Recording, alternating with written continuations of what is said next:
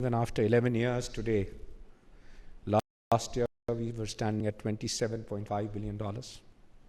I was given the charge of Commerce Ministry. I looked at the numbers and I said, out of $27.5 billion of exports, our manufacturing exports, which was major textiles, was 16.5. Our manufacturing exports, other than textiles from Pakistan, was only 5 billion, and agriculture was 5.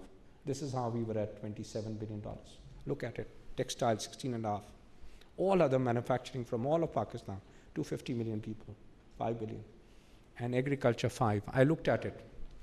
I met everybody and they said, we have no opportunity to grow exports in neither textiles nor manufacturing. I had a target that we have to grow by 10%. I went back to the basics, which the president had taught me, agriculture. We marketed agriculture. We opened doors, just opened doors. We just branded Pakistan. And we got, because of the business community, because of their efforts, we got 60% increase only in agriculture. From $5 billion, agriculture increased by $3 billion, which netted as a 10% growth in export, but without manufacturing sector's contribution. So, I believe that if 10 years ago we would have followed 10% growth, just 10% growth, $25 billion, we touched 25 when we celebrated. Today, we would have been at $80 billion, just 10% year-on-year growth. We have lost 11 years. These currency devaluations take place because we don't have export surpluses. These currency devaluations take place because our economy is hungry for dollars, and dollars can only be earned through exports. And here, today, sir, we are fighting this battle with IPPs because we know that no subsidies can be given. So everybody has to put the belt in order. So economic policy think tank is doing its effort. And the first point was interest in getting the problem sorted out. And we at Federation, we at Economic Think Tank have taken this task. And sir, you'll be surprised. I give you the number again. 1 trillion rupee. 1 trillion rupee is being paid to IPPs without producing a single unit of electricity.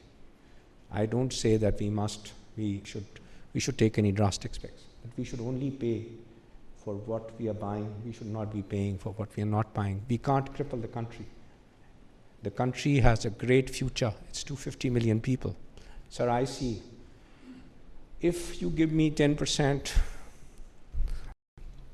interest rates, and you give me 16 cents electricity, I still cannot perform. I can only perform if you give me a single-digit interest rate and you give me a single-digit electricity tariff. And that's the only way forward, 9% and 9%.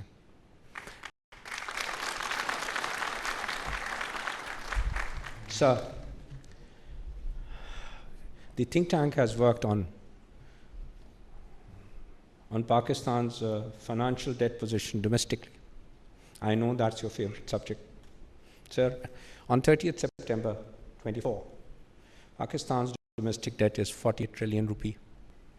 And we are paying today an interest of 17.5% on that as a policy rate. Sir, 80% of the amount has been borrowed from the banking sector by the government of Pakistan. And the reason to take the interest rates from 7 to 22 was that we had a contract, an agreement with IMF that we will have positive interest rates in our country, which meant that interest rates had to be higher than the inflation. And because of the devaluation which took place in last 2.5 years, inflation was even touching 30% year on year. But it was because of the dollar. In last year, when the dollar has been constant, today, September to September, the total inflation year on year is 6.9%. It's not that the inflation has gone down. It is that the inflation has stopped going up.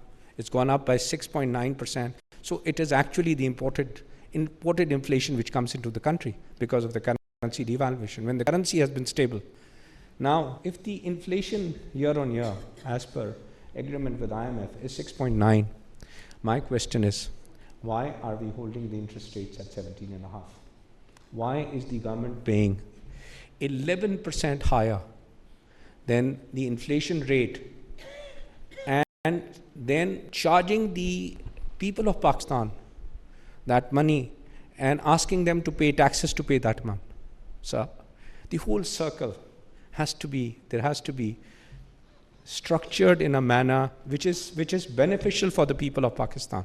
So people are strangled because of taxation. The interest rates have gone down by 5% in last 3 months after the budget.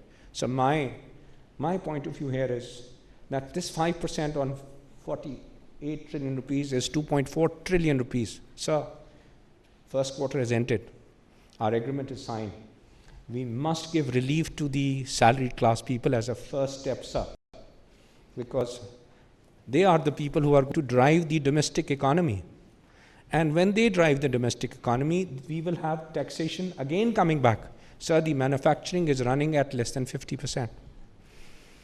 We will be only viable, sir, when our domestic consumption is higher. Sir, we pledge to you, sir, that our exports can touch $100 billion in 5 years if you give us a level playing field at par with the region. And I'm only demanding 9 and 9. And I'm only demanding what is doable. I don't believe that we can give subsidies, and we don't believe in subsidies. We must implement the policy and our agreements, but we must put the house in order. And the house in order for interest rate is 9, and the house in order is to get the साबिक वज़ीर गौहर एजाज तकरीब से खिताब कर रहे थे। सदर ममलिकत भी मौजूद।